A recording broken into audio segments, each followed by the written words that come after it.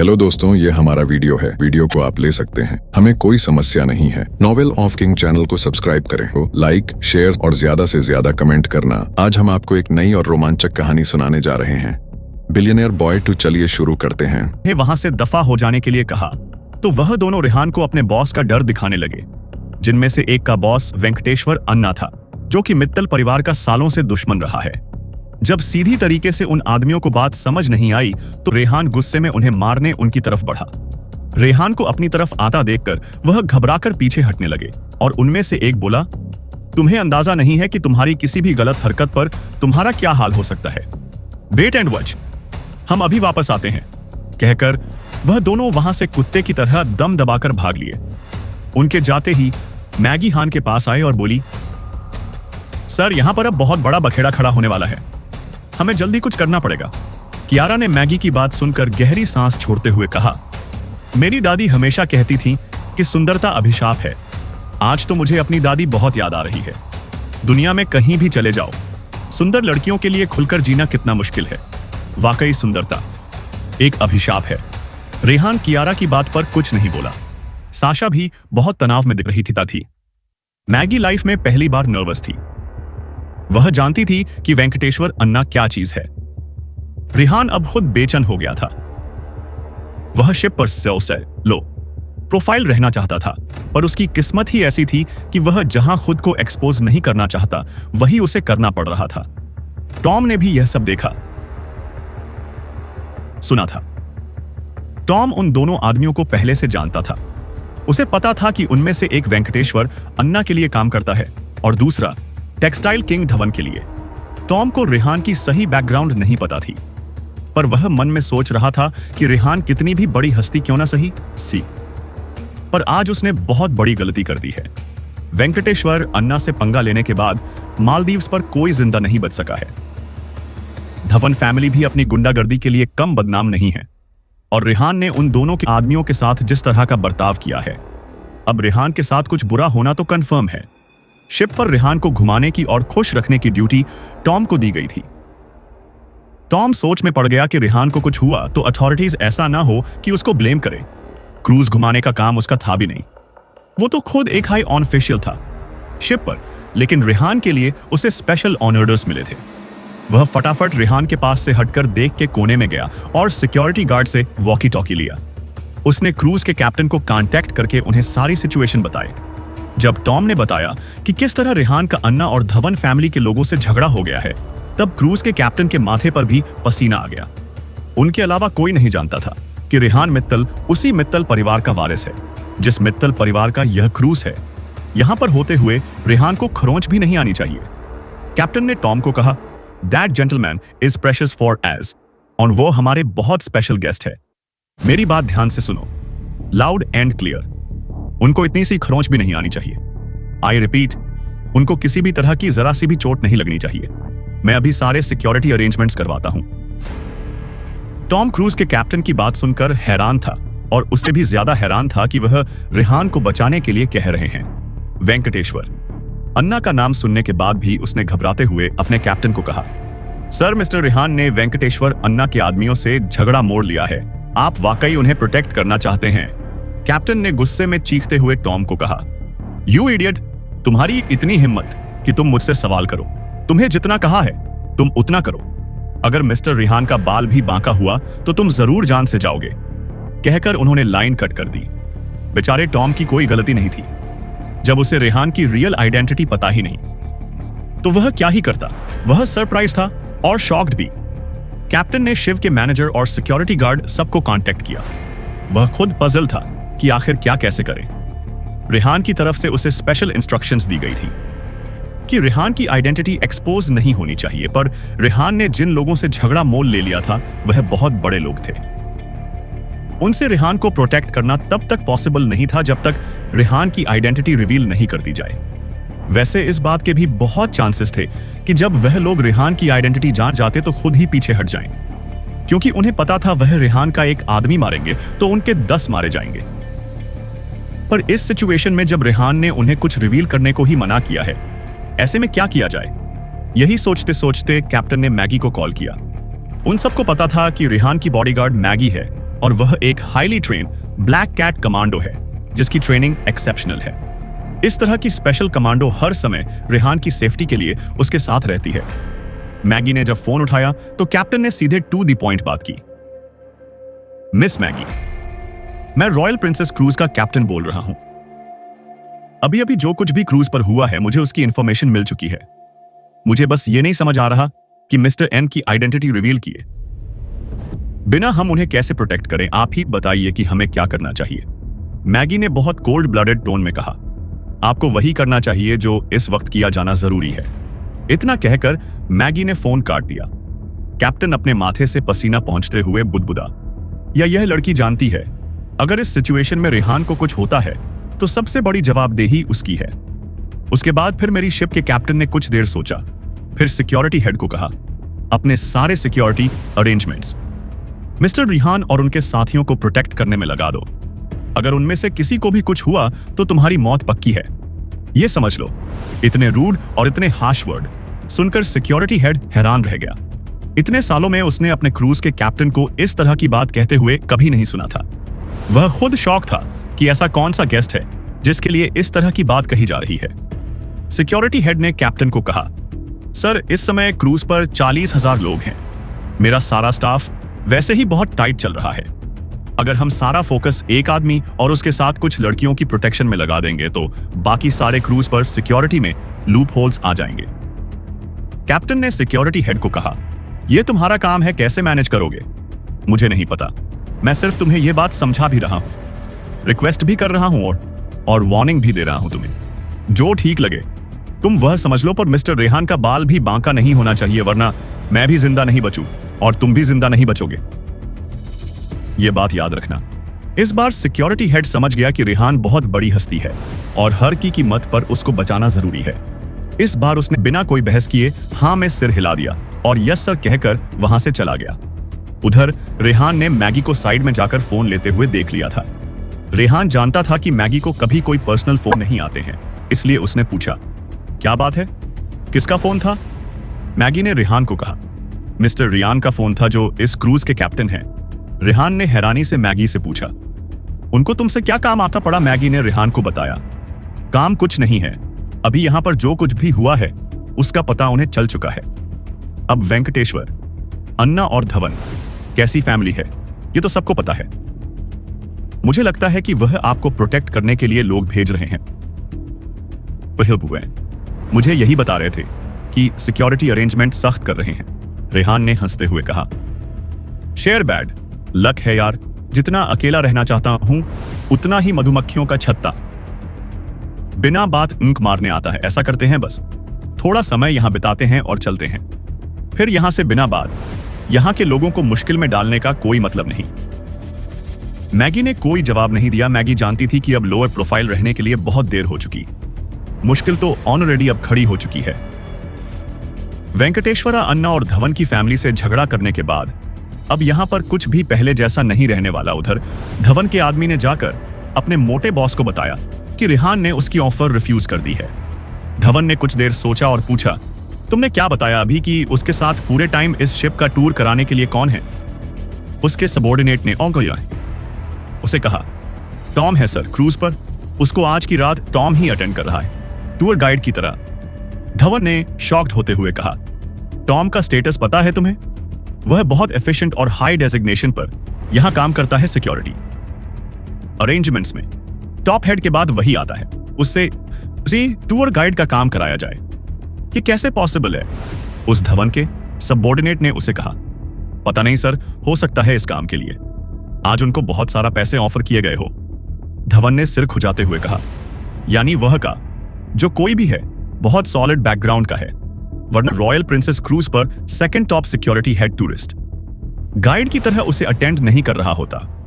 खैर, अगर वह इतनी ऊंची हस्ती है तो फिर यह तो नेचुरल सी बात है कि वह अपने साथ की लड़कियों को मेरे पास क्यों आने देगा? छोड़ो, जाने दो। धवन का सबऑर्डिनेट शॉक रह गया और बहुत सरप्राइज होकर उसने अपने बॉस से पूछा, बॉस आपका मतलब हम उन्हें जाने दे? कुछ नहीं करना, मैंने अभी आपको बताया कि वह लड़का कितनी बदतमीजी से बोल रहा था। धवन ने अपने सब कोऑर्डिनेट को कहा, बेटा मैं अपनी गट फीलिंग पर खेलता हूं। धूप में बाल नहीं गवाए। मैंने अनुभव भी कोई चीज होती है, लड़कियों के लिए मैं दुश्मन या मोल नहीं लेता। ऐसी लड़कियां तो जीवन भर आती जाती रहती हैं। मुझे बात समझ आ गई है कि वह लड़का कोई बिग शॉट चीज है। तुमने उससे बात की, डील नहीं बनी, बात खत्म हुई। मेरा इसमें गया भी क्या, और जब मेरी सिक्स सेंस कह देती है कि यहां पर हाथ नहीं डालना तो मैं नहीं डालता। इसलिए इस पूरे एपिसोड को भूल जाओ। वह मोटा धवन बार काउंटर पर आराम से बैठा विस्की पीता हुआ अपने सबॉर्डिनेट को दर्शन ज्ञान दे रहा था और उसका सबॉर्डिनेट आंखें फाड़कर उसे देख रहा था। वह जो कुछ भी सुन रहा था उस यकीन नहीं आ रहा था, पर वह कह भी क्या सकता था। लेकिन दूसरी तरफ का नजारा बिल्कुल अलग था। वेंकटेश्वर अन्ना के सबसे बड़े बेटे राजन को जब उसके सबॉर्डिनेट ने जाकर बताया कि रेहान ने उसका ऑफर रिजेक्ट कर दिया, तो उसने गुस्से में सामने पड़ी टेबल उलट दी और तेज चीखते हुए बोला, किस माई के लाल में हिम्मत है जो मुझे मना कर सके। उसके सबॉर्डिनेट ने उससे काते हुए कहा, बॉस सिर्फ मना ही नहीं किया बल्कि बोल रहा था, खुरपी से खोदकर आपकी आंखें कुत्तों को खिलाएगा। जब उसके सबॉर्डिनेट ने यह बात कही तो राजन ने लपक कर अपने सबॉर्डिनेट का ही गला पकड़ लिया। दूसरे हाथ से बियर की बोतल तोड़कर उसकी गर्दन पर लगा दी और कहा, क्या बकवास कर रहा है, बेहोश में तो है। वह कांपता हुआ बोला, बॉस ये मैं नहीं, वह कह रहा है। मैं तो बस आपको बता रहा हूं, राजन ने डरते हुए उसे कहा। उस 2 कौड़ी के आदमी ने मेरे लिए इतनी बड़ी बात बोल दी और तू सू कर आ गया। और तुझे लगता है कि मैं इसके बाद तुझे जिंदा छोड़ दूंगा? तू तो बड़ा बेवकूफ है। वह आदमी अपनी सफाई में कुछ और कह पाता, इससे पहले ही राजन ने वह कांच की बोतल उसकी गर्दन में घुसा दी। राजन के साथ जो उसके दोस्त थे एकदम से आगे बढ़े और उन्होंने राजन से उस आदमी को छुड़ाया। राजन गुस्से में पागल हुआ जा रहा था, जापसे पोतियान चंप रहा था। उसके साथ उसकी सिक्योरिटी के लिए बहुत सारे लोग थे। उसने अपने उन्हीं गार्ड्स को कहा, फाइंड हिम, मुझे वह आदमी चाहिए, जिंदा या मुर्दा। अभी राजन के गार्ड्स तेजी से अब लोअर डे की तरफ गए, जहां राजन के सबॉर्डिनेट ने बताया था कि रेहान अपनी लोगों के साथ वहीं पर है। वह लोग यही सोचकर बड़े जोश में निकले थे कि वह तो वेंकटेश्वर अन्ना के लोग हैं, उनसे तो दुनिया डरती है। मिनटों में जाएंगे और गर्दन से पकड़कर रेहान को ले आएंगे। उनके सामने भला किसी की क्या कोई हैसियत। वह लोग तो खुद हैरान थे कि मालदीव्स में ऐसा कौन पैदा हो गया जो वेंकटेश्वर अन्ना के सबसे बड़े बेटे राजन, जिसका गुस्सा ज्वालामुखी जैसा है, उससे पंगा ले रहा है। जब वह लोग क्रूज के उस तरफ पहुंचे तो शौक रह गए। चढ़िए, वहां का नजारा बिल्कुल बदल चुका था। मिनटों में रॉयल प्रिंसेस क्रूज की सिक्योरिटी इस तरह की हो चुकी थी कि उनकी आंखें फटी की फटी रह गईं। उन गार्ड में से एक बोला, what's going on and boss, ये क्या हो रहा है? कुछ देर पहले तो यहां पर कोई नहीं था। 5 मिनट के अंदर इस तरह की सिक्योरिटी अरेंजमेंट्स कैसे हो गया थे? रेहान के चारों तरफ ट्रेन कमांडोज खड़े दिखाई दे रहे थे, और सिर्फ रेहान की आजू बाजू ही नहीं, उनको खबर मिल चुकी थी। ऊपर अपर देख पर जो पार्टी चल रही है, वहां रेहान की स्टाफ की लड़कियों के आसपास भी इतना जबरदस्त सिक्योरिटी अरेंजमेंट कर दिया गया है कि परिंदा भी पर नहीं मार सकता। राजन के सिक्योरिटी गार्ड्स का हेड कंफ्यूजन में पड़ गया कि करे तो करे क्या।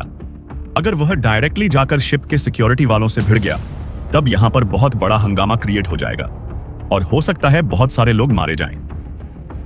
तभी उस सिक्योरिटी हेड को उसके खास गार्ड ने कुछ ऐसा कहा जिसको सुनकर वह एकदम हैरान रह गया। वेंकटेश्वर अन्ना की बेटे राजन ने जब अपने गुंडों को रेहान को मारने भेजा, तो वह लोग रेहान की सिक्योरिटी देखकर दंग रह गए। उन गुंडों का बॉस, जो राजन का सिक्योरिटी हेड था, उसने अपने आदमी से कहा, अगर हम सीधे सीधे जाकर इन सिक्योरिटी वालों से भिड़ गए तो बहुत लोग मारे जाएंगे। तब उस आदमी ने कहा, पर कुछ तो करना होगा, अगर लोग नहीं मार जाएंगे तो हम लोग यकीनन मारे जाएंगे। वह राजन राक्षस है, हमें कच्चा चबा जाएगा। अगर हम इस लड़के को लिए बिना यहां से गए तो वह हम में से किसी को भी जिंदा नहीं छोड़ेगा। उसके बॉस ने सिर खुजाते हुए कहा, फिर करें क्या? मुझे तो यह एक बात समझ नहीं आ रही कि ऐसी क्या तोप चीज है। यह लड़का जो रॉयल प्रिंसेस क्रूज की पूरी सिक्योरिटी इसको गार्ड करने के लिए लगा दी गई है। सिक्योरिटी गार्ड ने अपने हेड को कहा, हो सकता है यह मित्तल परिवार का कोई खास हो, यह शिप भी तो उन्हीं का है। पर बॉस, मेरे पास एक आइडिया है। जहां तक मैं देख सकता हूं, इन्होंने शिप की सारी सिक्योरिटी इस एरिया में डाइवर्ट कर दी है जहां से इन्होंने सिक्योरिटी हटाई है। अगर हम वहां जाकर कोई प्रॉब्लम क्रिएट करें तो इन लोगों को फौरन वहां की सिचुएशन संभालने के लिए भागना पड़ेगा। अपनी सिक्योरिटी। गार्ड की बात सुनकर उसका हेड मुस्कुराता हुआ बोला, वाह रे बेटा, तेरे पास तो लोमड़ का दिमाग है। मतलब शेर को उसकी गुफा से कैसे निकालना है, इसका तो सही आइडिया दिया तूने। रेहान को सब तरफ से घेरने की योजना बनाकर वह लोग खुश हो रहे थे। उधर रेहान के आसपास अलग ही हलचल थी। कविता श्रीधर लाइफ में पहली बार इस तरह के सी क्रूज पर आई थी। उसके और ग्रुप की बाकी लड़कियों के लिए यह बहुत ही नोबल एक्सपीरियंस था। कविता की आंखें इतनी लग्जरी देखकर ऐसी चौंध आ गई थी कि इतनी देर से उसने ध्यान ही नहीं दिया कि रेहान वहां पर नहीं है। अब जब उसे याद आया तो वह चारों तरफ रेहान को ढूंढ रही थी। उसने देखा रेहान के साथ साथ मैगी, कियारा और साशा भी अपर देख की पसंद ही है। उसको भयानक जेलेसी होने लगी। रेहान को लेकर पहले उसके मन में इस तरह की बातें नहीं उठती थी, पर जब से उसके ग्रुप की लड़कियों ने उसके दिमाग में यह भरा था कि उसे रेहान की गर्लफ्रेंड होना चाहिए, तब से वह भी रेहान को लेकर ख्वाब देखने लगी थी। उसने खुद भी सोच लिया था कि वह रेहान से अपना रिलेशनशिप बढ़ाने की कोशिश करेगी, पर यहां पार्टी की लग्जरी में वह बिल्कुल ही भूल गई थी कि उसको रेहान के साथ रहना है। वह रेहान को ढूंढती हुई नीचे की तरफ दूर से लोअर डेक के परफॉर्मेंस एरिया में उसने रेहान को कियारा के साथ खड़े देखा। उसे समझ नहीं आया कि वह उन दोनों के बीच में जाकर अचानक से क्या कहकर बात शुरू करेगी। पास में ड्रिंक्स का काउंटर था। उसने रेहान के लिए बिना सोचे वहां से एक विस्की का कॉकटेल कॉम्बिनेशन उठा लिया और गिलास लेकर रेहान के पास जाकर बोली, हाय रेहान, आप कहां चले गए थे? मैं कब से आपको ढूंढ रही हूं। पता है, यह बहुत डिलीशियस ड्रिंक है, मैंने टेस्ट किया तो मुझसे रहा नहीं गया। मैं आपके लिए स्पेशली लेकर आई हूं। रेहान ने कविता को हैरानी से देखा। कविता पहले इतना बोलती नहीं थी, पर आजकल जिस तरह से घी लगाकर बातें करती है, रेहान को भी यह बात हैरान कर रही थी। कियारा को तो साफ साफ समझ आ ही रहा था कि क्या चल रहा है कविता के दिमाग में, पर रेहान को यह सब नहीं सूझा। रेहान के हाथ में ऑलरेडी एक ड्रिंक था जो अभी कियारा लेकर आई थी।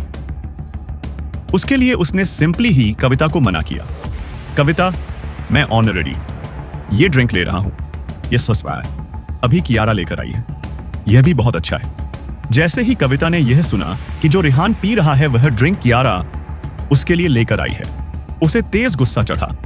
उसने कहा, ठीक है, तुमको नहीं पीना मत पियो, मेरा वाला तो बहुत शानदार ड्रिंक है, मैं ही पी लेती हूं।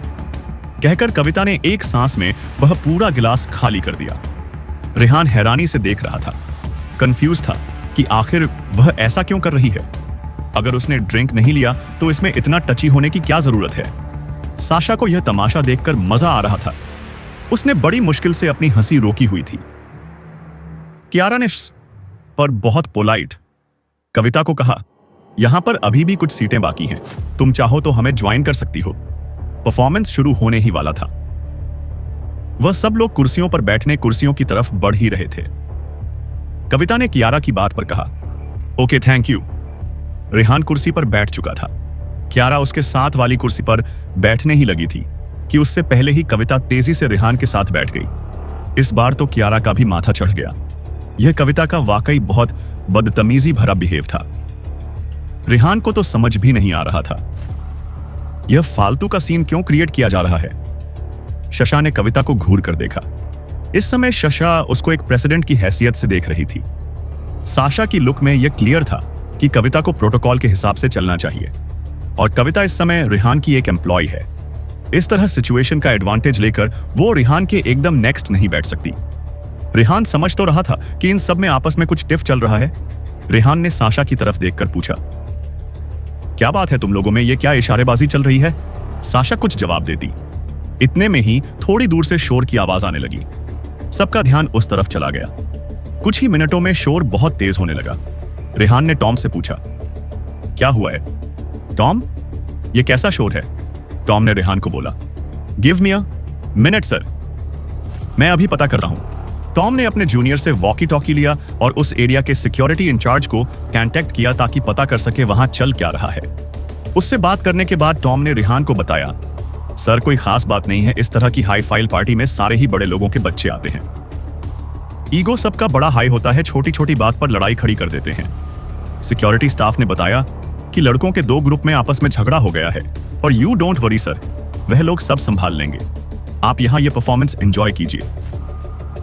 टॉम और रेहान अभी बात ही कर रहे थे कि कविता अचानक अपने मुंह पर और पेट पर हाथ रखे तेजी से खड़ी हुई रेहान ने चौंक कर पूछा, क्या हुआ? कविता बोली, मुझे वह ड्रिंक नहीं लेना चाहिए था। कहकर वह तेजी से वॉशरूम की तरफ भागी। रेहान ने कविता की फिक्र करते हुए कियारा को कहा, कियारा उसके पीछे जाओ, ऐसा ना हो कोई मेडिकल इमरजेंसी हो, डॉक्टर की हेल्प चाहिए हो तो मुझे बताना। शशा ने चिढ़कर बोला, क्या डॉक्टर की हेल्प चाहिए होगी? जिस ड्रीम को इतरा के पी रही थी वह शराब थी, हैंडल नहीं कर पाई होगी और इससे मसनाब उल्टियां हो रही हैं। रेहान ने शशा को कहा, शशा वजह कोई भी हो, वो यहां पर हमारी रिस्पॉन्सिबिलिटी है कियारा, प्लीज जाओ देखो उसे रेहान की बात पर। कियारा ने बहुत सॉफ्टली कहा, हाँ रेहान तुम फिक्र मत करो, मैं संभाल लूंगी। कहकर कियारा कविता के पीछे चली गई। वेंकटेश्वर, अन्ना के उस सिक्योरिटी हेड ने अपने गुंडे इस वक्त सब जगह फैला दिए थे। उनमें से एक ने उसे फोन करके बताया, बॉस यहां से 2 लड़कियां अकेली वॉशरूम की तरफ गई हैं, उनके साथ कोई गार्ड्स नहीं है और मुझे जहां तक लगता है उनमें से एक लड़की वही है जो राजन बाबा को चाहिए। उस आदमी की इंफॉर्मेशन सुनकर उस सिक्योरिटी हेड की आंखें चमक गईं। उधर वॉशरूम में जाकर कविता को जोरदार वामिट हुई। थोड़ी देर तो वह सिर पकड़कर वहीं बैठी रही। उसके बाद उसका पेन थोड़ा कम हो गया। कियारा पीछे खड़ी उसकी पीठ सहला रही। वह थोड़ा नॉर्मल हुई तो कियारा ने उससे डायरेक्टली पूछ लिया, क्या तुम रेहान को पसंद करती हो? कविता कुछ देर चुप रही और फिर बोली, हाँ, और तुम भी रेहान को पसंद करती हो ना? ना, कियारा ने कविता को कहा, मैं और रेहान बहुत समय से साथ है, वह भी कपल की तरह। कविता ने बेशर्मी से कहा, ऐसा भी तो हो सकता है, सिर्फ तुम्हें ऐसा लगता हो। रेहान तुमको लेकर ऐसा नहीं सोचता हो कि आरा को कविता की बात पर गुस्सा नहीं आया? उसने बहुत टोन में कविता को जवाब दिया, होने को तो कुछ भी हो सकता है। हो सकता है आगे चलकर मैं उसको पसंद ना रहूं, हो सकता है सच में हमारा रिश्ता आगे जाकर खराब हो जाए, पर मैं इसके लिए कभी किसी दूसरे को ब्लेम नहीं करूंगी। अगर खराब भी होगा तो हमारे ही रिश्ते में कोई कमी रह गई होगी, इसलिए खराब होगा। मुझे तुमसे या किसी से कोई दिक्कत नहीं है, तुम्हें जो ठीक लगता है करो। कियारा का जवाब सुनकर कविता हैरान रह गई। कविता ने कियारा से पूछा, तुम इतना इजी कैसे रह लेती हो? अगर तुम रेहान की गर्लफ्रेंड हो तो उस रिद्धिमा को कैसे बर्दाश्त करती हो? वो तो 24 घंटे रेहान पर गिरती रहती है। कविता की बात सुनकर कियारा जोर से हंस दी और बोली, वह दोनों बचपन में साथ पढ़े हैं, क्लासमेट रहे हैं, तो जाहिर सी बात है रिद्धिमा रेहान के साथ ज्यादा खुली हुई है। अगर मैं रिद्धिमा के खिलाफ रेहान को भड़काऊं तो रेहान के लिए और ज्यादा कंफ्यूजन क्रिएट होगा कि कौन अच्छा कौन बुरा। रेहान समझदार है, उसे पता है दोस्ती की हदें क्या होती हैं। वह अपने आप रिद्धिमा को संभाल लेगा। मुझे उनके बीच में पढ़ने की जरूरत नहीं है, और अगर किसी के उकसाने या बहका से रेहान मुझे छोड़ देता है तो फिर रेहान ने मुझे कभी प्यार किया ही नहीं, इसलिए दिमाग ही क्या डालना। कविता कियारा की बात सुनकर शॉक थी। इस बार कविता ने मुस्कुराते हुए कियारा को कहा, मैं समझ सकती हूं कि रेहान तुम्हें क्यों पसंद करता है, तुम वाकई लाखों में एक हो। वह दोनों शफाई अभी बात ही कर रही थी कि अचानक से उस लेडीज टॉयलेट का दरवाजा धड़क से खुला। कुछ आदमी तेजी से अंदर घुसे। कविता और कियारा के अलावा वहां पर कुछ लड़कियां और भी थीं जिनकी चीखें निकल गईं। कविता ने हिम्मत करके उन लोगों से पूछा, तुम लोग यहां क्या कर रहे हो? दिखाई नहीं दे रहा, ये लेडीज टॉयलेट है। इस समय राजन का सिक्योरिटी हेड वहां पर खुद था। उसने बेशर्मी से कविता को कहा, तुम्हारी ये दोस्त हमारे बॉस को पसंद आ गई है, हम अपने बॉस के लिए इसे ले जाने आए हैं। वैसे शक्ल तो माशाअल्लाह तुम्हारी भी बड़ी खूबसूरत है। तुम दोनों अभी या तो चुपचाप आराम से हमारे साथ चलो, वरना जबरदस्ती उठाकर ले जाएंगे।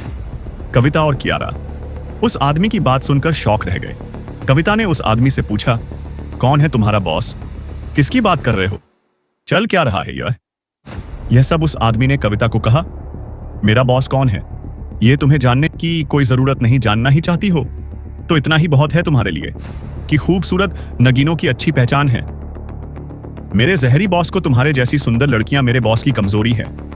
हमने तुम्हारे बॉस से बात करके अच्छा प्राइस देने की भी कोशिश की थी, पर वह पागल आदमी तो अकड़ ही गया। कियारा ने उस आदमी की बात सुनकर सदमे में कहा, क्या कहा तुमने हमारे लिए रेहान को से ऑफर किए? ये कैसी जगह है यहाँ पर? हर कोई यही करना चाहता है। अभी थोड़ी देर पहले कोई और भी बदतमीज आदमी यही बात करने रेहान के पास आया था। उस गुंडों ने गुस्से में कियारा को कहा, वह बदतमीज आदमी हमारा ही साथी था, पर तुम्हारे बॉस की वजह से उस बेचारे की जान चली गई, और अगर अब तुमने ज्यादा चूचा पड़ा की तो जिंदा तुम भी नहीं बचोगी। इतने में ही कविता ने रेहान को फोन मिलाना शुरू कर दिया। उस आदमी ने कविता को फोन मिलाते हुए देख लिया। वह तेजी से उसकी तरफ झपटा। उन सब में आपस में ना झपटी शुरू हो गई। वह और उसके आदमी कियारा और कविता को कंट्रोल करने की कोशिश कर रहे थे। मैगी से गलती हुई कि उसने उनके पीछे पहले ही सिक्योरिटी गार्ड्स नहीं भेजे थे। मैगी के चेहरे का उड़ा रंग देखकर रेहान समझ गया कि कुछ तो गड़बड़ है। रेहान ने टॉम से कहा, यहां सबसे पास में कौन सा रेस्ट रूम है? टॉम ने सामने की तरफ इशारा किया। वह सब लोग तेजी से उधर की तरफ बढ़े, पर वहां पर पहुंचकर सबके बल की ओर होश उड़ गए। रेस्ट रूम बिल्कुल खाली था, वहां कोई भी नहीं था। जिन 3 लड़कियों को वह गुंडे अंदर टॉयलेट में बंद कर गए थे, अब वह भी नहीं थी। कियारा और कविता को वह गुंडे जब अपने साथ ले गए तब कुछ और लड़कियां रेस्ट रूम यूज करने के लिए आई थी। उन्होंने जब दरवाजा पीटने की आवाज सुनी तो उस टॉयलेट का दरवाजा खोल दिया था जहां वो लोग उन 3 लड़कियों को बंद करके गए थे। रेस्ट रूम खाली देखकर शशा ने कहा, हो सकता है वह लोग कहीं और गई हो। रेहान ने बोला, यह इम्पॉसिबल है। कविता को बहुत तेज वोमिट फीलिंग हुई थी, ऐसे में वह सबसे पास वाले वॉशरूम में ही जाएगी। ऐसी हालत में दूर के वॉशरूम में भला कोई क्यों जाएगा? रेहान ने मैगी को बोला, फोन लगाओ। दोनों को मैगी फौरन उन दोनों को मिलाने लगी, पर उन दोनों का फोन कनेक्ट ही नहीं हुआ। अब तो सबकी हालत खराब हो गई, क्योंकि अब यह बात क्लियर हो चुकी थी कि उन दोनों के साथ कुछ तो हुआ है। रेहान ने टॉम को कहा, तो तुम लोगों का सर्विस रूम कहां है? मुझे फौरन वहां पर लेकर चलो, मुझे अभी यहां लैडे का वीडियो चेक करना है। रेहान की बात सुनकर टॉम थोड़ा सा ऑफ बैलेंस हो गया। किसी अननोन पर्सन को इस तरह शिप के सिक्योरिटी रूम में, जहां पर सारे मॉनिटर्स लगे हो, ले जाना अलाउड नहीं था। पर जिस तरह से पूरे शिप की सिक्योरिटी ही रेहान की सेफ्टी के लिए लगा दी गई थी, यह बात टॉम भी समझ रहा था कि रेहान कोई सुपर स्पेशल गेस्ट है। टॉम की हिम्मत नहीं हुई कि वह रेहान को बोले कि मैं अपने सीनियर से पूछकर बताता हूं। वह नर्वस जरूर था, पर उसने रेहान को कहा, आइए सर, मैं आपको वहां लेकर चलता हूं। पर टॉम भी आखिर सिक्योरिटी डिपार्टमेंट में इतने सालों से काम कर रहा था। मॉनिटरिंग रूम तक जाते जाते भी उसने कैप्टन रियान को इंफॉर्मेशन रूम में पहुंच रहा हूं। उन्होंने फोन रखा और वह खुद भी मॉनिटरिंग रूम की तरफ दौड़ पड़े। रास्ते में उन्होंने क्रूज के टॉप सिक्योरिटी हेड को भी कॉल कर लिया था, जिस बात से वह सब लोग डर रहे थे। आखिर में वही बात हो गई। इतनी सारी सिक्योरिटी लगाने के बावजूद रेहाने के ग्रुप से 2 लड़कियां किडनैप हो चुकी थीं।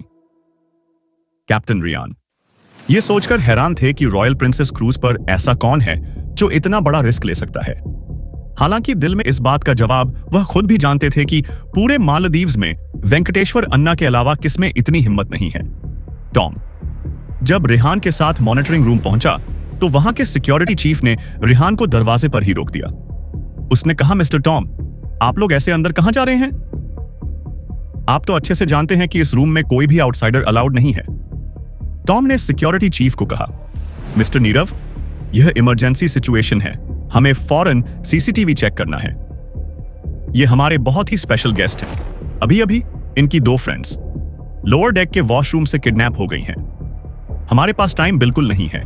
सर्विलेंस कैमरा से हमें चेक करना है कि यह किसने किया है।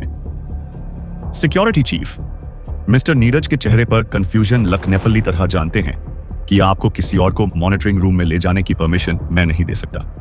दरअसल यह मेरे अथॉरिटी एरिया में भी नहीं है। मिस्टर नीरव की कोई गलती नहीं थी, वह सिर्फ अपनी ड्यूटी परफॉर्म कर रहे थे। रेहान को इंसल्ट करने का उनका कोई इरादा नहीं था, पर वह बहुत ही रूल रेगुलेशन वाले इंसान थे।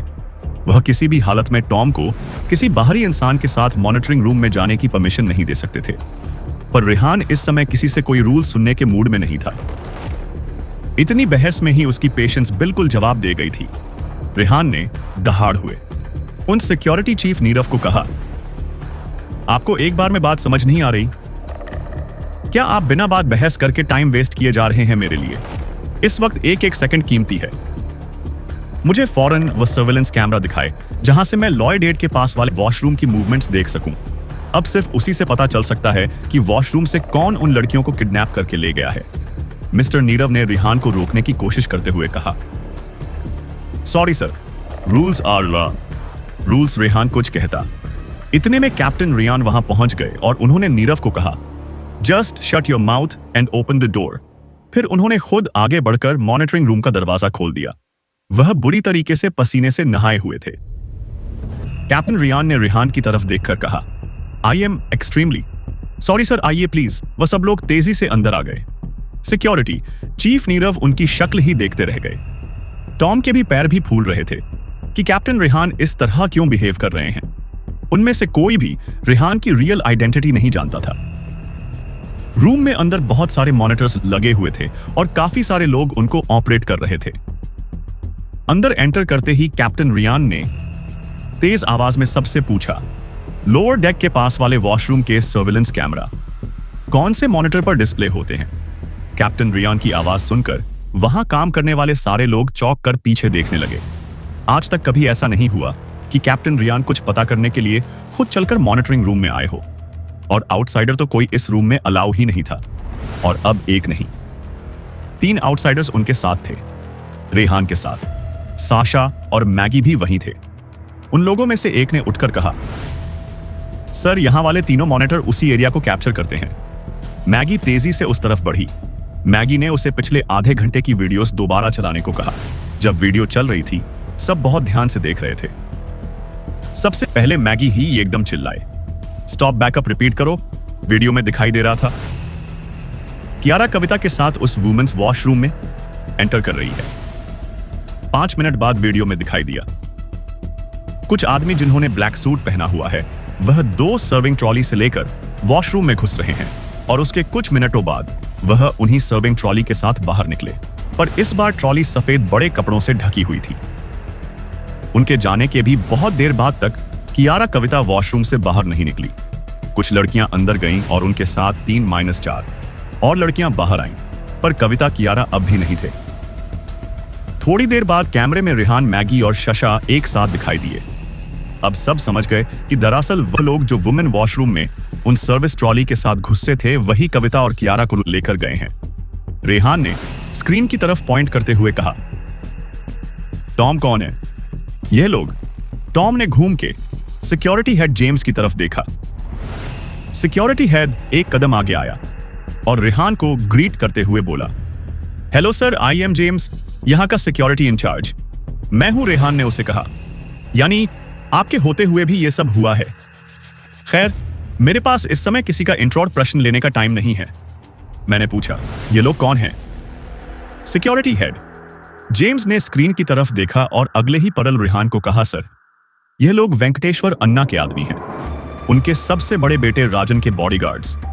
ये जो साई जो सबसे हैवी बॉडी बिल्डर टाइप दिख रहा है, यह राजन का पर्सनल बॉडीगार्ड है। वह राजन बहुत अय्याश लड़का है। उसके लिए लड़कियां अरेंज करने का काम भी यही करता है। रेहान ने गुस्से में दांत पीसते हुए कहा, यह राजन इसी शिप पर रुका है क्या? सिक्योरिटी हेड जेम्स ने रेहान को कहा, यह सर स्पेशल स्वीट बुक है इनका। रेहान की आवाज अब ऐसी थी कि जैसे शेर गुस्से में दांतों से किसी को फाड़ डाले। रेहान ने गुस्से में डरते हुए कहा, कौन सा कमरा है उसका? मुझे अभी लेकर चलो राइट नाउ। सिक्योरिटी हेड ने कहा, स्पेशल स्वीट 107। मैं आपको ले तो चलता हूं, बट सर मैं आपसे माफी मांगता हूं। मैंने सारे सिक्योरिटी अरेंजमेंट्स किए थे कि किसी भी लड़की को कुछ भी ना हो। आपकी सारी गेस्ट एकदम सेफ रहे। मुझे नहीं पता था वह इस तरह की ट्रिक अपनाएंगे उन लड़कियों पर अटैक करने के लिए। I am extremely sorry sir, मैं बहुत शर्मिंदा हूं, रेहान ने गुस्से में उसे कहा। मैंने पहले ही कहा है कि मेरे पास इन फालतू बातों के लिए अभी समय नहीं है। मुझे फौरन 107 लेकर चलो। सिक्योरिटी हेड ने रेहान को कहा, सर मैं ये मामला खुद संभाल लूंगा, आपको परेशान होने की जरूरत नहीं है। मैं अभी थोड़ी देर ही में आपकी फ्रेंड्स को आपके साथ पास लेकर आता हूं। रेहान ने इस बार आगे बढ़कर सिक्योरिटी हेड का कॉल ही पकड़ लिया और कहा, take me there right now. Rehan ने पलटकर साशा को कहा, साशा अपर डेक पर जाकर सारी लड़कियों को इकट्ठा करो, उस टूरिस्ट गाइड को फोन करो, बस अरेंज करवाओ यहां से। बोट्स तुम सबको सीशोर तक ले जाएंगी और सीशोर से बस लेकर वापस होटल पहुंचो। इस सारे झगड़े से तुम दूर रहो और बाकी लड़कियों को दूर रखने की जिम्मेदारी भी तुम्हारी है। मैगी तुम मेरे साथ आओ। रेहान की आवाज इतनी कमांडिंग थी कि किसी में हिम्मत ही नहीं थी किसी भी तरह के सवाल जवाब या बहस की। कैप्टन रियान भी रेहान का एटीट्यूड देखकर सहम गए थे, पर इस शिप पर रेहान उनकी जिम्मेदारी था तो चुप रहने से काम नहीं चल सकता था। उन्होंने आगे बढ़कर रेहान को रोकते हुए कहा, सर इस तरह वहां जाना सेफ नहीं है, आप ट्रस्ट कीजिए, मेरे गार्ड सब हैंडल कर लेंगे। रेहान ने उन्हें कहा, मुझे किसी की जरूरत नहीं है, मैं यह मैटर खुद भी हैंडल कर सकता हूं, बस मिस्टर जेमस मेरे साथ चलेंगे, वह भी इसलिए कि मुझे फौरन 107 पहुंचना है। रेहान की बात सुनकर कैप्टन रियान शॉक रह गए। उन्होंने रेहान को कहा, ये आप क्या कह रहे हैं सर, आप क्या जानते नहीं हैं कि वेंकटेश्वरा अन्ना क्या चीज है? रेहान ने कैप्टन रियान को कहा, मैं नहीं जानना चाहता कि वेंकटेश्वरा क्या चीज है, पर मुझे लगता है कि आपको यह याद रखना चाहिए कि मैं कौन हूं। मैं आपको पहले ही बता चुका हूं कि मैं नहीं चाहता कि शिप पर मेरी आइडेंटिटी किसी को पता चले। आप यह सिक्योरिटी की फौज मेरे साथ भेज देंगे तो यह बात छुपी नहीं रह सकेगी, और उससे भी बड़ी बात यह है कि मुझे इस फौज की जरूरत ही नहीं है, मैं ये मैटर खुद सॉल्व कर सकता हूं। कैप्टन रियान ने अपने माथे पर पसीना पहुंचते हुए कहे, सर आप उस राज को अंडर एस्टिमेट कर रहे हैं, आप सिर्फ एक कमांडो के साथ या सिर्फ कुछ गार्ड्स के साथ उससे डील नहीं कर पाएंगे। रेहान से पहले इस बार मैगी ने जवाब दिया, आप अगर बिग बॉस के साथ ये बहस करनी छोड़कर हमें 107 तक ले जाएंगे तो वह ज्यादा अच्छा होगा, आप हमारा टाइम खराब कर रहे हैं। मैगी की टोन इतनी बोन चिलिंग थी कि इस बार कैप्टन रियान चुप हो गए। जानते तो वह भी थे यह बात कि उनके 50 गार्ड के बराबर मैगी अकेली ही है। मैगी की ट्रेनिंग जिस लेवल की है उनके लिए तो वो अनइमेजिनेबल है। उधर राजन का सिक्योरिटी हेड अपने आदमियों के साथ कियारा और कविता को लेकर उसके रूम में पहुंच गया था।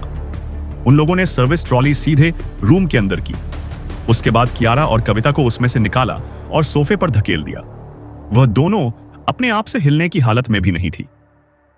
उनके हाथ पैर बंधे हुए थे और मुंह पर भी टेप लगी थी, इसलिए वह दोनों कुछ बोल भी नहीं सकती थी। कियारा की आंखों से तो आंसू बह रहे थे। राजन के सिक्योरिटी हेड ने रूम के बाहर निकलते हुए उन दोनों से बोला, जिंदा रहना चाहती हो तो जैसे हमारे बॉस कहे वह मान जाना। वह बंदा ड्रग एडिक्ट है और जब उसने ड्रग का हैवी डोज लिया होता है तो लड़कियां उसके लिए जानवर से ज्यादा कोई मायने नहीं रखती। तुम्हारी जिंदगी के लिए ही तुम्हें एडवाइस दे रहा हूं, जितना उसके साथ लड़ोगी उतनी ही तुम्हारी जिंदगी घट जाएगी, यह याद रखना। कविता और कियारा दोनों उसकी बात सुनकर कांपने लगी। वह आदमी हंसता हुआ वापस कमरे के बाहर निकल गया और दरवाजा बंद कर दिया। उसने अपने सारे गार्ड्स को कहा, तुम बॉस का गुस्सा जानते हो, कोई भी गलती ना होने पाए, आए ना कोई इस रूम में जा सके, ना वह दोनों लड़कियां यहां से बाहर निकल पाए। बॉस बस आते ही होंगे। मैं अभी वेंकटेश्वर अन्ना के बेटे राजन ने कियारा और कविता को किडनैप कर लिया था। राजन के बॉडीगार्ड उन दोनों को राजन के कमरे में बंद कर गए थे। राजन जब कमरे में आया तो ड्रग्स के नशे में था। कियारा और कविता ने उसको वार्न भी किया कि उन्हें जाने दे, वरना रेहान उसका बहुत बुरा हाल करेगा, पर वह कुछ सुनने को तैयार नहीं था। नशे की झोंक में वह कियारा की तरफ बढ़ा और उसके साथ बदतमीजी करने की कोशिश करने लगा। कियारा ने उसके मुंह पर खींचा कि थप्पड़ मारा और तेज पीछे धक्का दिया। कियारा के हाथ पैर उसने खोल दिए थे। कविता अभी भी बंद ही हुई थी। राजन ने गुस्से में कहा, एक बार और यह बदतमीजी की तो मैं तुम्हें जान से मार दूंगा। तुम्हारी भलाई इसी में है कि तुम मेरा मूड मत खराब करो। राजन की आंखों में खून उतर आया था। राजन इस बार जिस तरह कियारा की तरफ बढ़ा, साथ कियारा समझ गई कि वह जो कह रहा है वाकई उसको जान से मार देगा। डर के मारे कियारा की आवाज गले से घुट घुट कर निकल रही थी। कविता जितनी ताकत से हो सकता था चिल्ला रही थी। कमरे के बाहर राजन के आदमी खड़े थे। उसका मेन बॉडीगार्ड भी अब आया था और दरवाजे पर खड़ा था। बाकी गार्ड्स ने उसे कहा, इतनी तेज चीखने की आवाज आ रही है। सुनकर कोई आ गया तो उस हेड बॉडीगार्ड ने बोला, सुन भी लेगा तो क्या हो जाएगा, किसी की हिम्मत नहीं है कि वेंकटेश्वर अन्ना के बेटे को कुछ करने से रोक सके। और फिर यह लड़का तो बिल्कुल पागल है, ड्रग्स ले लेता है तो उसके बाद वह अपने बाप को बाप नहीं समझता। इन लड़कियों को तो क्या इंसान समझेगा। वह लोग आपस में बात कर ही रहे थे कि तभी रेहान मैगी और जेम्स के साथ वहां पर पहुंचा। रेहान ने आते ही डरते हुए उस बॉडीगार्ड को कहा, दरवाजा खोलो। उस बॉडीगार्ड ने रेहान की तरफ हैरानी से देखा। वह सरप्राइज था कि रेहान ने इतनी जल्दी पता लगा लिया कि वह उसके साथ की लड़कियों को लेकर कहां आया है। यह उसके लिए वाकई शॉकिंग था, क्योंकि क्रूज पर चाहे कितनी भी सिक्योरिटी क्यों ना हो, पर इतनी जल्दी इतने बड़े क्रूज पर किसी को ट्रेस करना आसान नहीं था, वह भी खासकर पार्टी वाली नाइट जब ऑलरेडी 40,000 लोग क्रूज पर थे। उस बॉडीगार्ड ने अकड़ कर रेहान को कहा, कौन हो तुम, क्या काम है तुमको? रेहान ने गुस्से में उसे कहा, दिमाग खराब मत करो मेरा। ऐसे मेरा मुझे पता है तो मेरी फ्रेंड्स को किडनैप करके इसी कमरे में लेकर आए हो। उस बॉडीगार्ड ने इग्नोर एट होने का ड्रामा करते हुए रेहान को बोला, कुछ भी बोले जा रहे हो, हम किसी को यहां पर नहीं लेकर आए हैं। ये मेरे बॉस का कमरा है, उनकी एक प्राइवेट मीटिंग चल रही है और मैं किसी को उन्हें डिस्टर्ब करने नहीं दे सकता। तुम जो कोई भी हो अभी यहां से जाओ, बाद में आना। रेहान कुछ बोलता, इससे पहले ही अंदर से कियारा के चीखने की आवाज आई। रेहान का दिमाग अब बिल्कुल घूम गया। रेहान ने मैगी से कहा, क्लियर दीज इडियट्स, यहां पर इन लोगों से दिमाग मारने का टाइम नहीं है मेरे पास। रेहान ने जब यह बात मैगी को कही तो वह सारे के सारे लोग मैगी को हैरानी से देखने लगे और फिर जोर से हंस दिए। उस हेड बॉडीगार्ड ने रेहान को कहा, तेरा दिमाग चल गया है क्या? क्या बच्चे, शिकारी कुत्तों के आगे इस चिड़िया को फेंक रहा है?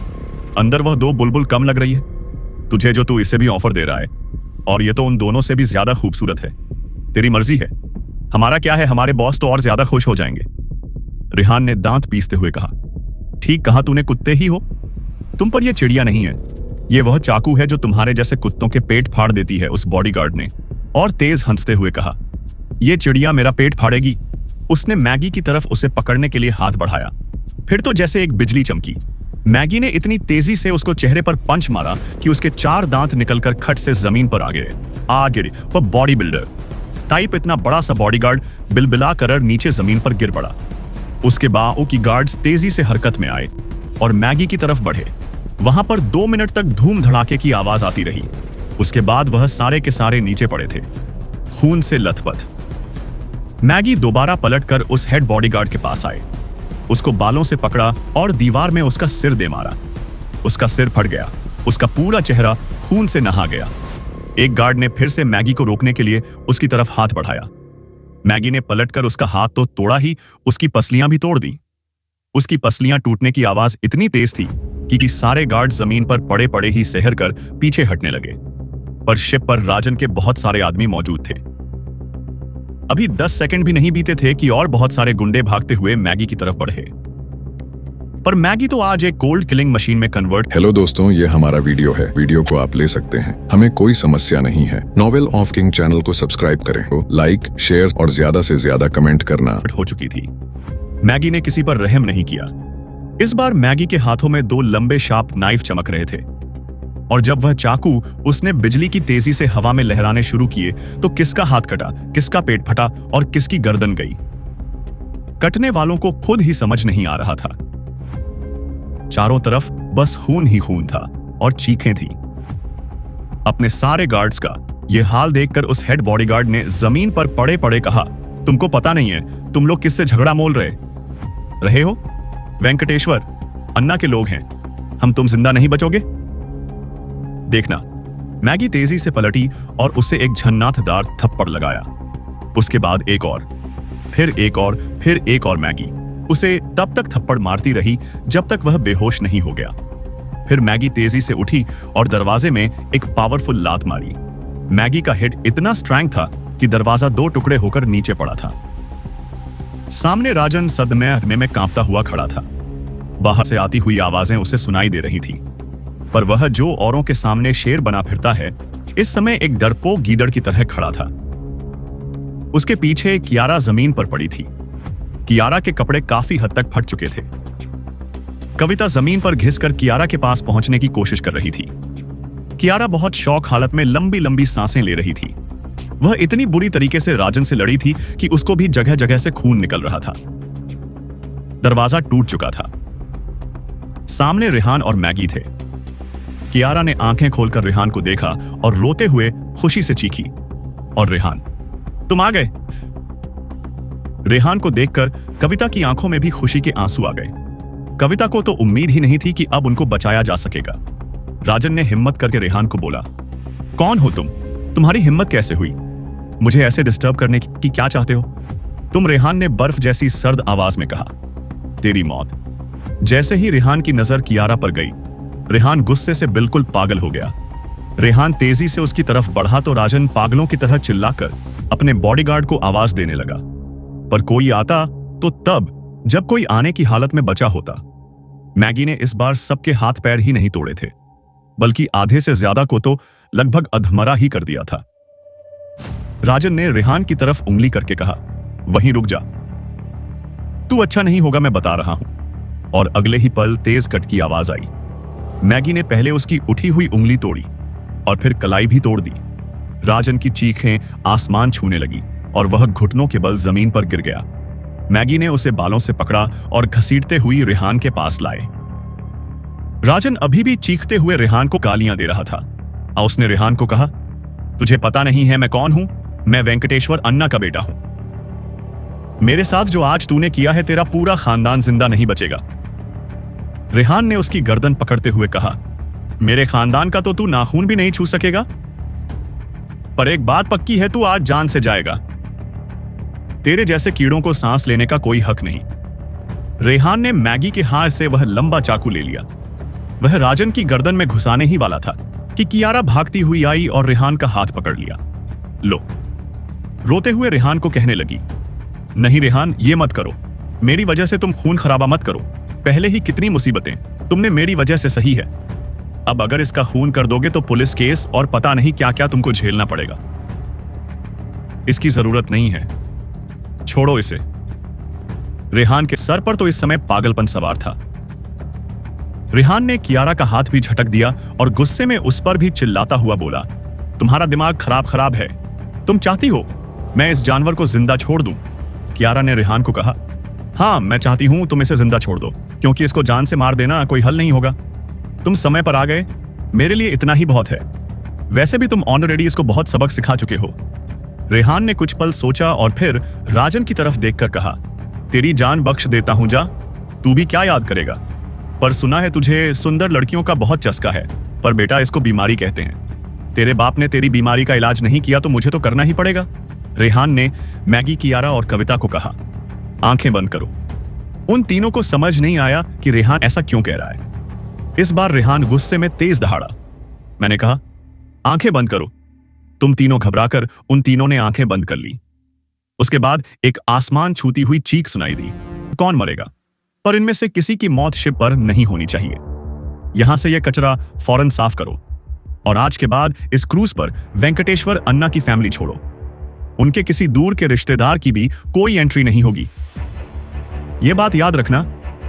जेम्स को अभी भी समझ नहीं आ रहा था कि रेहान की आखिर इतनी बड़ी क्या अथॉरिटी है जो रेहान इस तरह से बात कर रहा है। अभी तो जेम्स आंखें फाड़े जमीन पर U0 बॉडीगार्ड्स को देख रहा था, जिन्हें मैगी ने फाइटर चाकू से लहान कर दिया था। जेम्स खुद सदमे में खड़ा था। वह इमेजिन भी नहीं कर पा रहा था कि वेंकटेश्वर अन्ना जब अपने सबसे लाडले बेटे राजन की यह हालत देखेंगे तो कितना बड़ा तूफान आएगा। एक बात का सदमा जेम्स को और भी लगा था, वह था मैगी को लेकर 40 लोग उस लड़की ने 5 मिनट में गाजर मूली की तरह काट दिए थे। जेम्स ने डरते हुए रेहान को कहा, बट सर, ये लोग सीरियसली इंजर्ड है, हमारे पास शिप पर सारी मेडिकल फैसिलिटी अवेलेबल है। एक बार यहां पर इन सब की ड्रेसिंग होने देते हैं, उसके बाद मैं इन्हें शिप से डिपोर्ट करा दूंगा। रेहान ने गुस्से में जेम्स को देखकर कहा, तुमको बात एक बार में समझ नहीं आई? मैंने कहा चाहे ये मर जाए, बस शिप पर नहीं मरने चाहिए। उठाओ और ये कचरा शिप से क्लियर करो। It now. इस बार जेम्स चुप हो गया। जेम्स ने अपने सबॉर्डिनेट्स को इंस्ट्रक्शन थी कि जितनी जल्दी हो सके इन सबको यहां से लेकर जाओ और मालदीव्स के सिटी हॉस्पिटल में एडमिट करा दो। अब जो कैजुअलिटीज होनी थी वह तो होनी ही है, उन्हें रोका नहीं जा सकता था। रेहान का एटीट्यूड बिल्कुल ऐसा था जिसमें कंप्रोमाइज करने की कोई गुंजाइश ही नहीं थी। यह जेम्स की समझदारी थी कि उसने उन सबको हॉस्पिटल भेजा।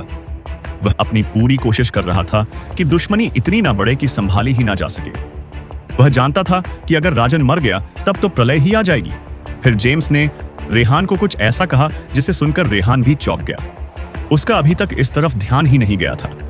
रेहान ने क्रूज के सिक्योरिटी चीफ को क्लियर इंस्ट्रक्शंस दी थी कि वेंकटेश्वर अन्ना के बेटे राजन के जितने आदमी हैं उनको शिप से बाहर फेंकवा दे। पर जेम्स ने थोड़ा पेशेंस के साथ काम किया। उसने अपने आदमियों को कहा कि इन्हें मेडिकल फैसिलिटी शिप पर नहीं दे सकते, पर शिप से ले जाकर इनको सिटी हॉस्पिटल में एडमिट करा दो। जेम्स ने उसके बाद रेहान को कहा, सर, आप लोग इस हालत में शिप के पार्टी एरिया की तरफ कैसे जाएंगे? वहां पर बहुत सारे लोग हैं, सबका एकदम से ध्यान जाएगा। रेहान जेम्स की बात सुनकर चौंक गया। उसकी बात बिल्कुल ठीक थी।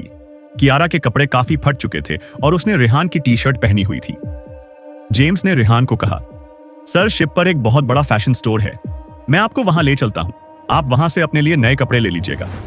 रेहान ने उसे कहा, हाँ, यह बहुत शानदार आइडिया है, हम लोग पहले वही चलते हैं।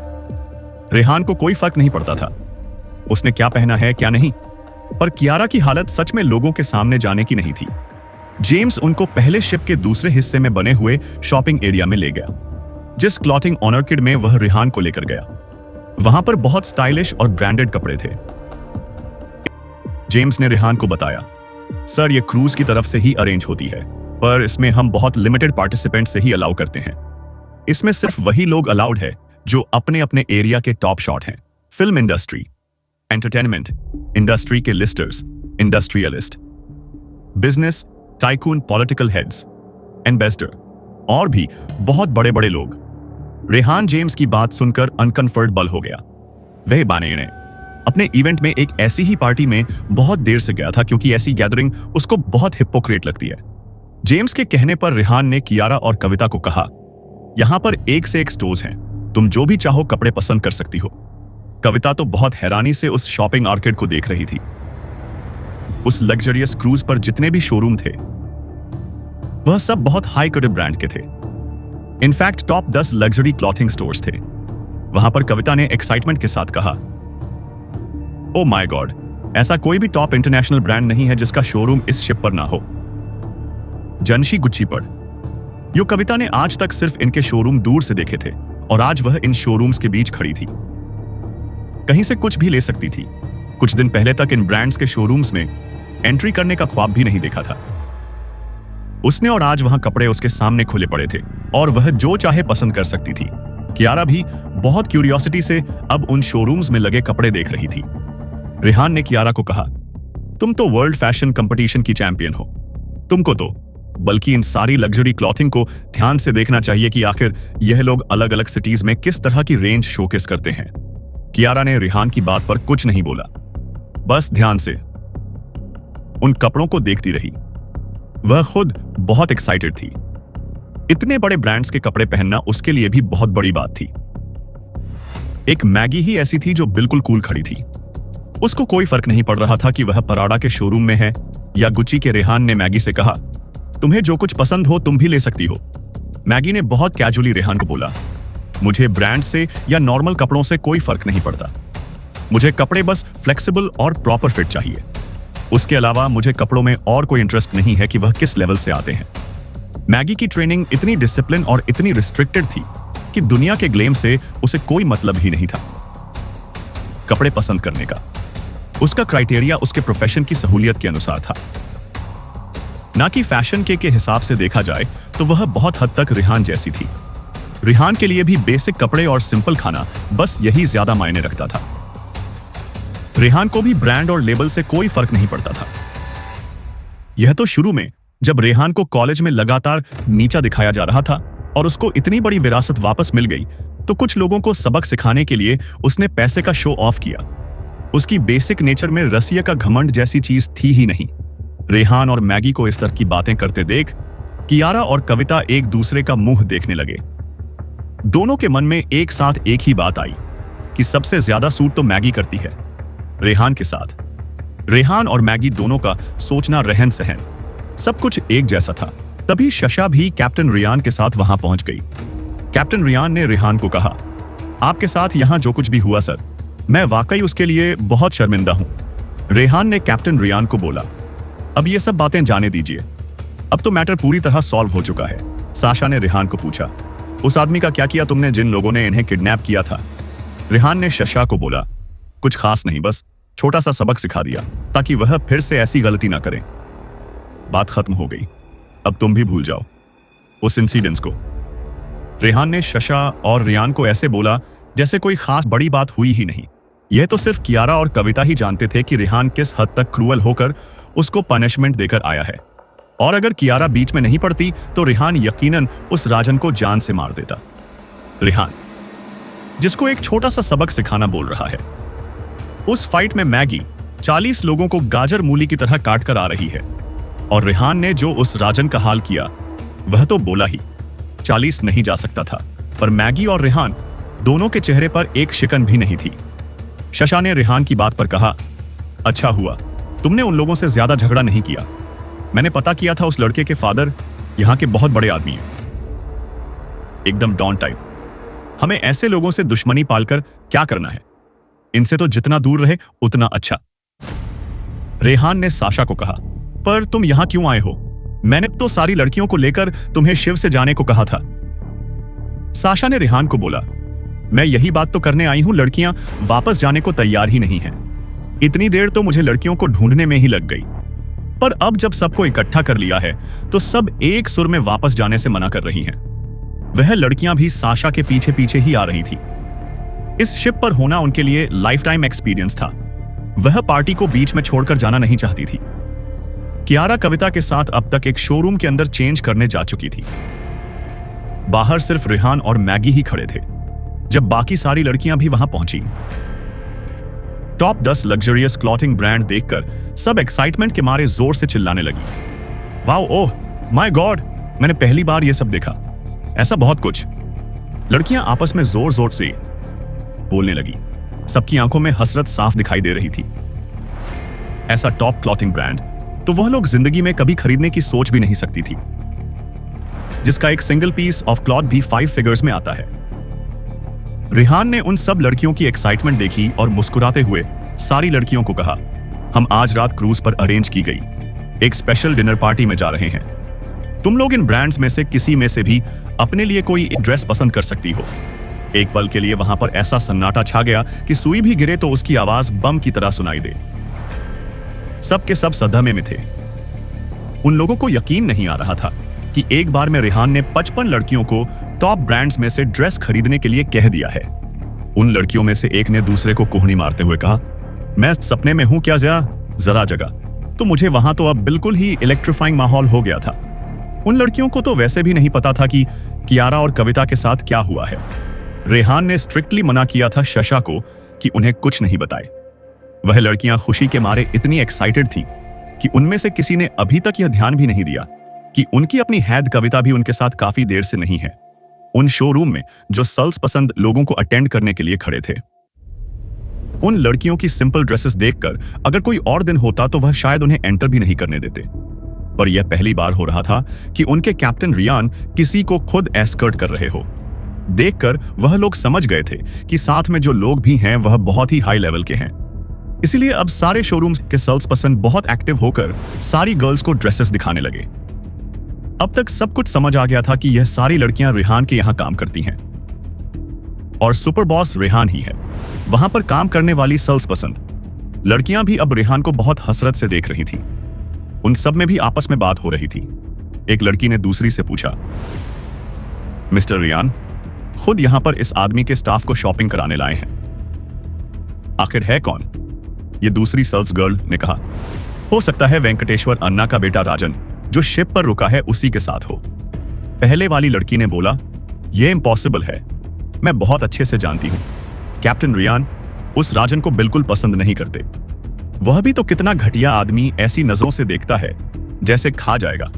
यह तो वेंकटेश्वर अन्ना से कोई दुश्मनी मोल नहीं लेना चाहता, इसलिए राजन को रोका नहीं जाता है। शिप पर आने से पर कैप्टन रियान कम से कम उसको या उसके दोस्तों को शिप पर खुद तो घुमाने से रहे। उसकी बात सुनकर दूसरी लड़की चुप हो गई। यह बात बिल्कुल सही थी। कैप्टन रियान बहुत रिजर्व थे। उनको इस तरह से किसी के लिए पर्सनली एस्कर्ट करते हुए कभी किसी ने नहीं देखा था। कियारा ने ड्रेस चेंज कर लिया था, पर जब वह उस डिजाइनर ड्रेस पहनकर बाहर आई तो रेहान उसके लिए ऑलरेडी एक ड्रेस लेकर खड़ा था। कियारा ने रेहान के हाथ में ड्रेस देखकर पूछा, यह तुमने मेरे लिए ली है? रेहान ने कहा, मुझे लगा तुम इसमें अच्छी लगोगी। कियारा ने उस ड्रेस को देखा और बोला, थोड़ी आउटडेटेड नहीं है? रेहान ऑफ बैलेंस हो गया और राज से बोला, पता नहीं फैशन चैंपियन तुम हो? आउटडेटेड। तो तुमको पता होगा। मुझे लगा इसमें तुम प्रिंसेस देखोगी तो मैंने तुम्हारे लिए उठा ली। मैं इसे वापस रख देता हूं। कियारा ने फौरन वह ड्रेस रेहान के हाथ से लिया और कहा, अरे मैं बस तुमको छेड़ रही थी। तुम्हारी पसंद बेस्ट है। मैं अभी ये ड्रेस चेंज करके आती हूं। आसपास जितनी भी लड़कियों ने यह होते हुए देखा, जलन के मारे उनके बाकी नहीं रही थी शी। तभी एक सेल्स गर्ल रेहान के लिए एक स्पेशल सूट लेकर आए और रेहान को बोला, सर ये brand new design 3 piece suit है, अभी लेटेस्ट इंट्रोड्यूस किया गया है। आप ये सूट चेंज करना पसंद करेंगे। रेहान ने उस लड़की के हाथ में पकड़े सूट को देखा और कहा, हाँ ठीक लग रहा है। मुझे भी आपका ड्रेसिंग रूम कहाँ है? मैं चेंज कर लेता हूं। उस सेल्स गर्ल ने रेहान को कहा, sir let me help you to change. Rehan उसकी बात पर सरप्राइज हुआ। कियारा ड्रेस लेकर जाते जाते अचानक पलटी और बोली, क्यों? इन्हें क्या खुद से कपड़े पहनने नहीं आते जो तुम हेल्प करोगी चेंज करने में? कियारा की इस बात पर आसपास खड़े सब पड़े और रेहान तो एमरस ही हो गया। वह सेल्स गर्ल भी घबराते हुए बोली, मैम मेरा वह मतलब नहीं था। रेहान ने उस सेल्स गर्ल को बचाते हुए कहा, वह सिर्फ ड्रेसिंग रूम तक ले जाने की बात कर रही है, जान मत लो बच्ची की। कियारा ने मुस्कुराते हुए रेहान को देखा और कहा, जाओ तुम भी चेंज करो, इतने मैं भी चेंज करके आती हूं। उस सेल से गर्ल का मुंह उतर गया। वह सच में ही रेहान को रिझाने की कोशिश कर रही थी। मन ही मन सोच रही थी, क्या पता आज सिंड्रेला की स्टोरी सच हो जाए और उस जैसी गरीब लड़की को भी रेहान जैसा मुलतीले पसंद कर ले। कार्तिक इस सारे माहौल में खुद को बहुत अनकंफर्टेबल फील कर रहा था। रेहान ने जब वह सूट चेंज किया तो रेहान को बिल्कुल फिट नहीं आया। रेहान ने वापस अपने पुराने कपड़े पहन लिए। रेहान ने उस शोरूम के हेड को कहा, आपकी लग्जरी क्लॉथिंग ब्रांड के कपड़े मुझे फिट नहीं आते, ना ही मुझे कंफर्टेबल लगे। उस सल जज ने एमरस से होते हुए रेहान को बोला, sir I am extremely sorry, हमारे पास अगर एक दिन भी होता तो मैं आपके लिए सूट कस्टमाइज करा देता। कियारा अब तक अपने कपड़े बदल आई थी। वह बेहद खूबसूरत लग रही थी। रेहान को देखकर उसने कहा, मुझे पता है तुम्हें किस तरह की कंफर्टेबल कपड़े पसंद है। मैं जाने के बाद तुम्हारे लिए स्पेशली कुछ सूट्स डिजाइन करूंगी। कियारा की इस बात पर रेहान को जैसे कुछ ध्यान आया। रेहान ने पलटकर कियारा कुछ बोला, जिसके बाद कियारा ही नहीं, वहां खड़ी शशा, कविता सब बुरी तरह चौंक गए। कियारा और कविता को जब वेंकटेश्वर अन्ना के बेटे राजा ने किडनैप किया और उनके साथ बदतमीजी की, उनके कपड़े फट चुके थे। क्रूज के सिक्योरिटी चीफ जेम्स ने रेहान को कहा कि शिप पर बहुत बड़ा शॉपिंग आर्केड है, आप लोग वहां से नए कपड़े पसंद कर लीजिए। वह लोग वहां से अपने लिए नए कपड़े खरीद रहे थे जब शशा कविता के ग्रुप की बाकी लड़कियों के साथ वहां आई। उस शॉपिंग आर्केड में दुनिया के सारे टॉप लग्जरियस क्लॉथिंग ब्रांड्स थे। लड़कियों की एक्साइटमेंट देखकर रेहान ने वहां से सबको उनके लिए कपड़े लेने की कह दिया था, पर रेहान को अपने लिए वहां पर कुछ भी सूटेबल नहीं लगा। तब कियारा ने रेहान को कहा कि वह वापस लौटकर रेहान के लिए सूट स्पेशली डिजाइन करेगी। उसी मोमेंट रेहान को याद आया कि कियारा इतनी बड़ी वर्ल्ड फैशन कंपटीशन की चैंपियन है। रेहान ने कियारा से कहा, कियारा आई एम सॉरी, ये मेरी गलती है कि मैंने तुम्हें एंटरटेनमेंट कंपनी में एक सिंगर की तरह उलझा रखा है, जबकि जिस लड़की ने वर्ल्ड फैशन कंपटीशन जीता हो उसका तो पूरा फोकस अपने फैशन स्टूडियो पर होना चाहिए। उस कंपनी के ऑफिस में छोटे से कमरे में तुम्हारा स्टूडियो होने का कोई मतलब नहीं है। आज इस शॉपिंग आर्केड को देखकर मुझे रियलाइज हो रहा है, तुम्हारे पास एक बहुत बड़ी बिल्डिंग एक स्टूडियो की तरह होनी चाहिए। तुम्हारे अपने कारीगर वर्कशॉप, सब कुछ, तुम्हारा अपना एक ऐसा डिजाइनर स्टूडियो जो वर्ल्ड में अपने ब्रांड से हर जगह जाना जाए। रेहान की बात सुनकर कविता और साशा भी दंग रह गए। कविता को तो यह बात पता ही नहीं थी कि कियारा वर्ल्ड फैशन कंपटीशन की चैंपियन है। अब तो उसे और भी ज्यादा इंफीरियर फील हो रहा था। कियारा न सिर्फ उससे ज्यादा सुंदर थी बल्कि मल्टी टैलेंटेड थी। कविता सिर्फ डांस में एक्सपर्ट थी, पर कियारा सिंगिंग में तो बहुत शानदार थी ही, डिजाइनर भी वह।